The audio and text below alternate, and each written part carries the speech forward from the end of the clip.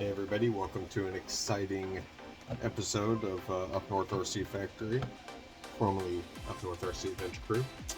Today we're going to be working on doing a little patina on the 3D printed MJ. Now, originally I just used the Vallejo rust wash on this, all 3D printed, decently durable, brazed rack. I mean, this is going to be my class 1 build, but I wasn't satisfied with the rust. It looks good, it's not real, and I want some real rust. So today what we're going to be doing is getting into the fenders and getting some holes and some better rust and a lot more patina on this truck, and kind of go from there. So I guess let's get started. That's the lights. Let's get those back. So I think the first thing that we're going to do is come in on these body lines and get into the fender some, maybe get some rust holes in them, and shoot from there. So here we go.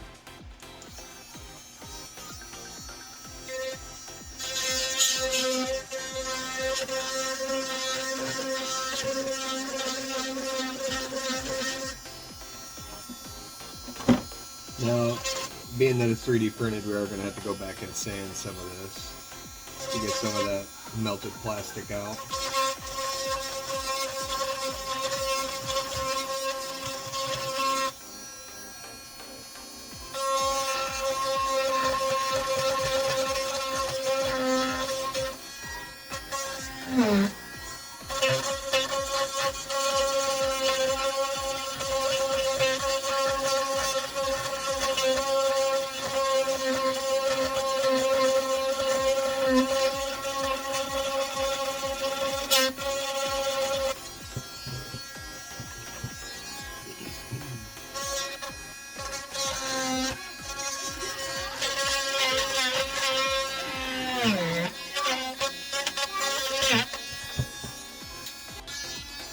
Getting into it pretty good. Got a couple nice spots here that it doesn't really matter if you make a mistake. I mean, it's all going to be painted rust anyway.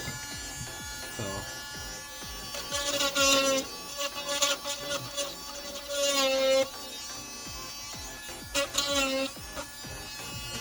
yeah, I want to have something right here on the hood.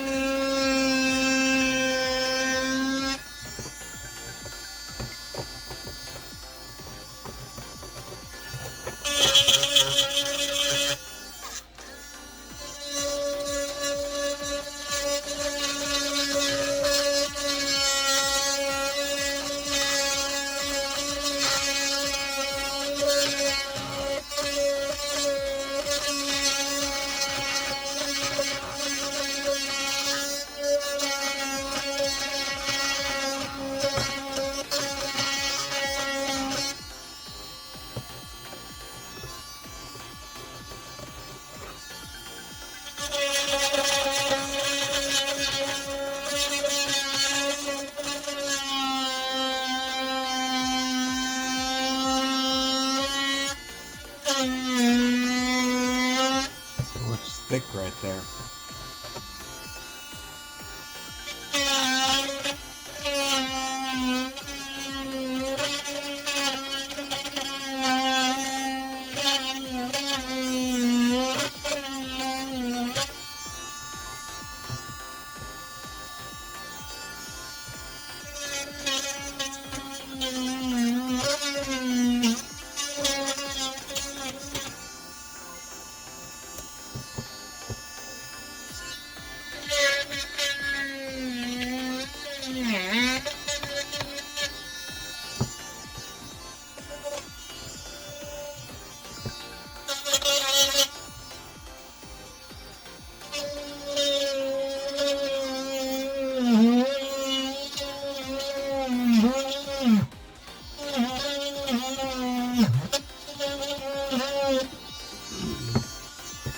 And this is a little cheap Harbor Freight.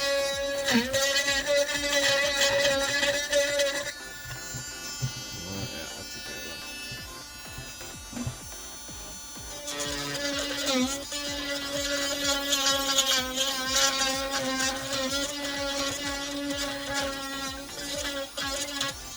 So what's nice about this 3D print is, even as I do it and after I paint it, it's gonna have so much texture.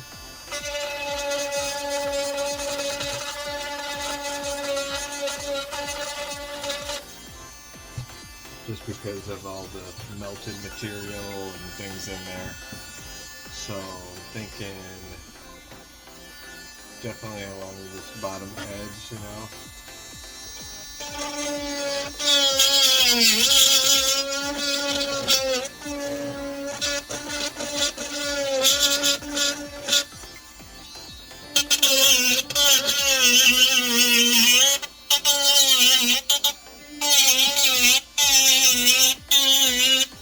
Whew, gets right into it.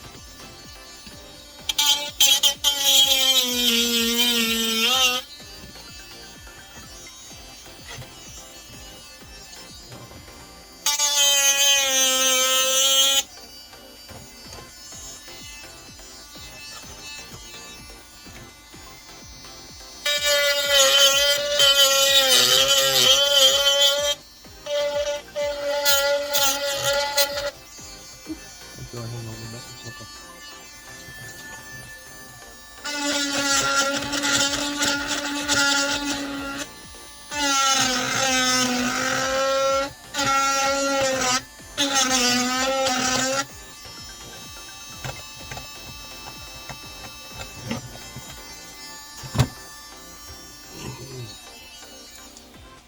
Alright, just a little bit there you can see. Getting into some of the corners, some of the edges. Oh. This isn't completely in there, but it is soldered, so definitely can't pull it all the way out. But what we'll do is I'm going to do a little bit more work on this, and then we'll put it back on camera, and we'll go from there with it. Show you a little more of the progress.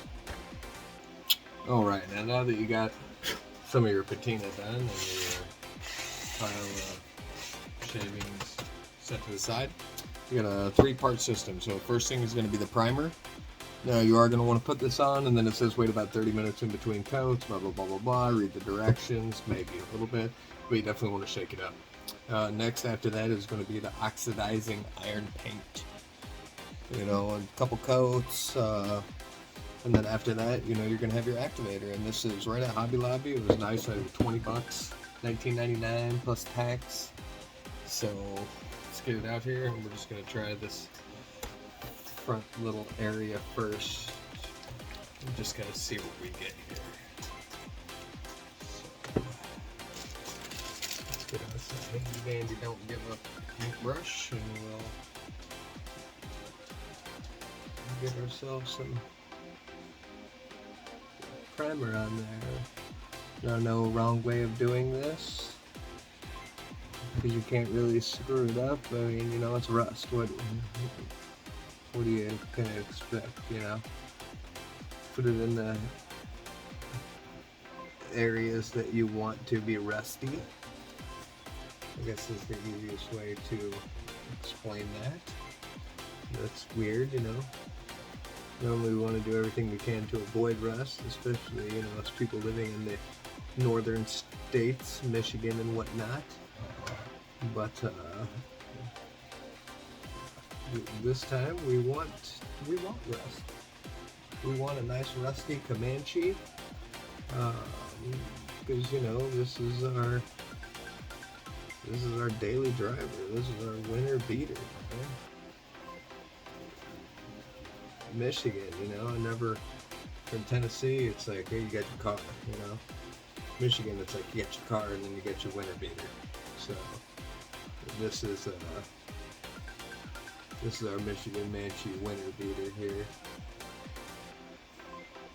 So you put all of your primer in the areas that you want your iron paint to stick. So we're just going to do this one side just for comparison. And then I'll make my way to the other side. As you can see, I got rust on there, but it's not that real, you know, kind of rust. So we're gonna fill in some of the spots that I had done previously. So that way it's got a good semi-match to it. You know, the rust doesn't necessarily match. It doesn't have a particular order. It just happens. It's, you know, the devil in rust.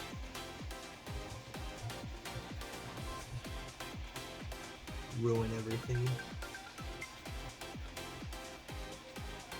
So let's put that around to like the texture. Got some good texture showing through in some of these spots. Alright, so now it says let 30 minutes in between coats, so definitely gonna have to use another coat in some of these spots where I got down deep into the plastic or to the PLA, and probably throw another coat or two on there. So we'll let some of this dry, and I'll wait a few minutes and get you back on camera and show you what we got going.